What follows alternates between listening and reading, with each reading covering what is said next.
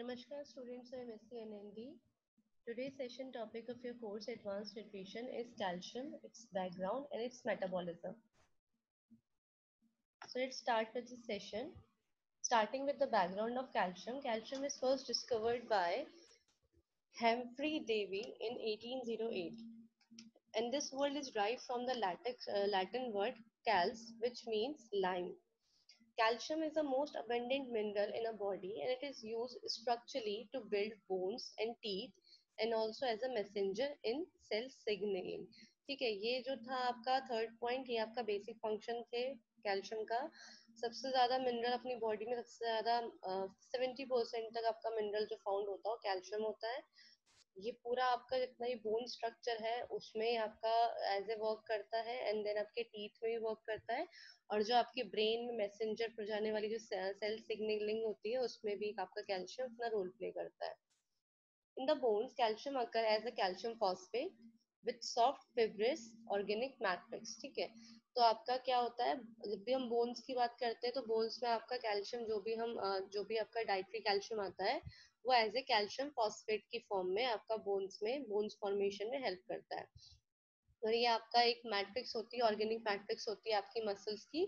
वो soft and fibrous matrix, उसके अंदर आपका पूरा कैल्शियम फॉस्फेट की लेयर होती है एंड देन वो लेयर आपकी क्या करती है, बोन फॉर्मेशन करती है. In humans, when the plasma calcium level rises above a set point, the thyroid gland releases calcitonin using the plasma calcium level to return to normal. क्या होता है, अपनी बॉडी में दो मैकेनिज्म चलते हैं. ठीक है, अब इसको ऐसे समझना, ऐसे दो मैकेनिज्म चलते हैं. एक मैकेनिज्म तो आपका कैल्सिटोनिक हार्मोन होता है जो थायराइड ग्लैंड से सिक्रीट हो रहा है, वो आपका कैरी ऑन करता है. सेकंड आपका जो दूसरा मैकेनिज्म है वो आपका कौन सा हार्मोन है, पैराथायराइड हार्मोन, जो पैराथायराइड ग्लैंड से रिलीज हो रहा है. ठीक है, वो कर रहा है.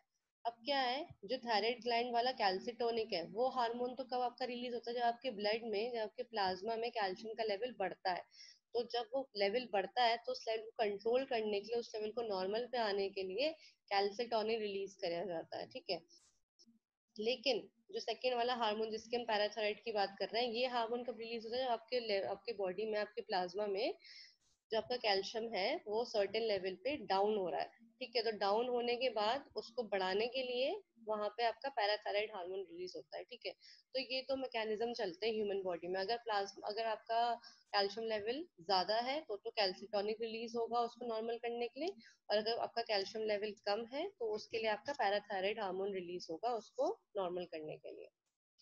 Now this is with the structure of the calcium. First as you can see, यहाँ पे जो आपका ये है स्ट्रक्चर नहीं है, ये आपका एक बेसिक आपका बताया गया है कि आपका जो कैल्शियम होता है उसका सिंबल क्या होता है, उसका एटॉमिक वेट क्या होता है, उसका एटॉमिक नंबर क्या होता है. ठीक है, और ये इसका क्रिस्टलाइन स्ट्रक्चर होता है इसका, और ये मतलब उसका एक जर्नल कॉन्फ़िगरेशन दे रखा है. ठीक है, तो यहाँ पर आपको ध्यान रखने वाली चीज क्या है, एक तो इसका सिंबल, इसका एटॉमिक वेट, इसका एटॉमिक नंबर, और इसका क्या है, इसका क्या स्ट्रक्चर, जो क्या इसका क्रिस्टल स्ट्रक्चर जो आपका क्यूबिक फॉर्म में यहाँ प्रेजेंट कर रखा है वो इसका स्ट्रक्चर आ रखा है. बाकी आपका जो एक दूसरा डायग्राम है आपका कैल्शियम कार्बोनेट का है, जो मोस्ट आपकी कॉमन फॉर्म है जो कैल्शियम की फाउंड होती है ह्यूमन बॉडी में. तो कैल्शियम कार्बोनेट का यहाँ पे आपका स्ट्रक्चर डायग्राम है. तो this is with the structure of calcium. ना the metabolism of calcium. First आपका क्या आता है, इसमें एब्जॉर्प्शन होता है. एब्जॉर्प्शन जो होता है कैल्शियम का वो आपके इंटेस्टाइनल वॉल करती है. और दो मैकेनिज्म होते हैं इसमें, पहला तो आपका एक्टिव ट्रांसपोर्ट होता है, फिर आपका पैसिव डिफ्यूजन होता है. ठीक है, तो इन दोनों मैकेनिज्म के थ्रू ही आपका क्या होता है, एब्जॉर्प्शन होता है. अब एब्जॉर्प्शन करने के भी कुछ फैक्टर्स होते हैं, कुछ ऐसे फैक्टर जो एब्जॉर्प्शन को बढ़ाते हैं. ठीक है, तो कौन कौन से फैक्टर होते हैं, पहला फैक्टर तो आपका विटामिन डी. अब जितना भी आप बॉडी में कैल्शियम ले लो, पर जब तक आपकी बॉडी में विटामिन डी नहीं है तो वो कैल्शियम क्या होगा, एब्जॉर्ब ही नहीं होगा. तो विटामिन डी का आपका एक एक्टिव फॉर्म होता है, इसको हम कैल्सिट्रायल बोलते हैं, ये विटामिन डी की एक्टिव फॉर्म है. ठीक है, तो ये एक्टिव फॉर्म क्या करती है, आपका एक सिंथेसाइज करती है कैरियर प्रोटीन. कैरियर प्रोटीन कौन सा है यहाँ पे, कैलबिडिन. ठीक है, कैलबिडिन आपका कैरियर प्रोटीन है, इसको सिंथेसाइज करती है. और इसकी सिंथेसाइज करने का क्या पूरा रोल क्या है कि ये जो प्रोटीन होता है वो कैल्शियम के एब्जॉर्प्शन को फैसिलिटेट करता है. हम जनरली तो ये पॉइंट बोलते हैं कि विटामिन डी कैल्शियम का एब्जॉर्प्शन में हेल्प करता है, बट कैसे करता है वो ये स्टेप बता रहा है. ठीक है, कैसे कर रहा है, वो कैरियर प्रोटीन है आपका एक कैलबिडिन, उसको सिंथेसाइज कर रहा है और ये प्रोटीन क्या कर रहा है, फिर उसके एब्जॉर्प्शन को फैसिलिटेट कर रहा है। सेकेंड फैक्टर आपका पैराथायराइड हार्मोन है, हमने पहले भी डिस्कस किया था। अगर आपके सीरम प्लाज्मा लेवल पे कैल्शियम का आपका क्या होगा, लेवल अगर कम हो रहा है तो उसको इंक्रीज करने के लिए आपका पैराथायराइड हार्मोन रिलीज होता है फ्रॉम द पैराथायराइड ग्लैंड, ठीक है, जिससे कि कैल्शियम का ट्रांसपोर्ट इंक्रीज हो सके। Third is your amino acid, lysine और आर्जिनिन, ये दोनों अमीनो एसिड्स क्या करते हैं, ये भी आपके एब्जॉर्प्शन को इंक्रीज करते हैं। Then the fourth one is your lactose. Lactose आपको पता है क्या है, मिल्क शुगर है, ये भी आपके क्या करती है, ये कैल्शियम की अपटेक को एनहांस करती है। It effects it's valuable because it is in presence in milk, ठीक है, आपकी मिल्क में प्रेजेंट होती है, और ये आपके क्या करती है, मतलब इफेक्ट करती है कैल्शियम के एब्जॉर्प्शन को।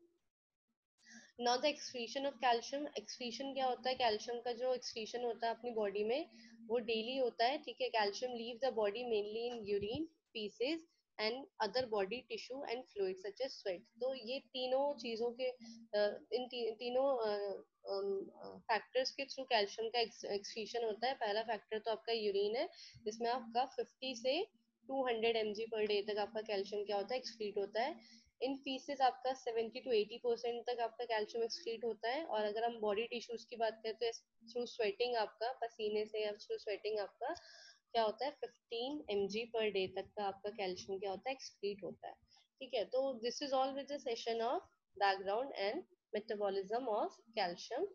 So I hope you are well satisfied with this video. In case of any doubt, you may ask in a comment section. Thank you.